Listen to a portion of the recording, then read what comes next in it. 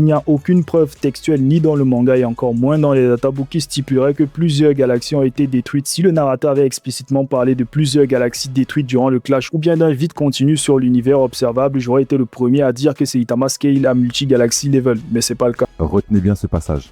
J'aime beaucoup comparer la réalité à la fiction. Je suppose que tu sais que même si on pointe un télescope assez puissant dans une région apparemment sombre de l'univers, on pourra y distinguer des galaxies comme le célèbre champ profond de Hubble.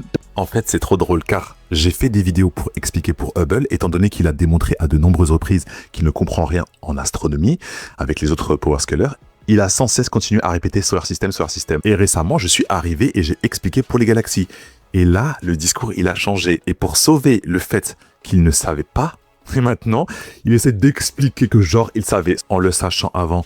Comment maintenant il peut venir à la conclusion qu'il a détruit seulement les étoiles et épargné les galaxies autour? C'est quel genre de logique ça? La réponse est qu'il ne le savait pas avant mes vidéos. Donc même dans ce vide suivant ta propre logique, il devrait quand même avoir des galaxies là-bas. Mais sur la base de je ne sais quel calcul, tu te permets d'affirmer que la portée de l'attaque serait minimum de l'ordre de l'univers observable. Donc si ce n'est pas trop demandé, j'aimerais avoir les calculs qui te permettent d'arriver à cette conclusion. Ça m'a fait extrêmement plaisir que tu puisses apprendre pour Hubble, même si là maintenant tu fais un peu le mec qui savait déjà.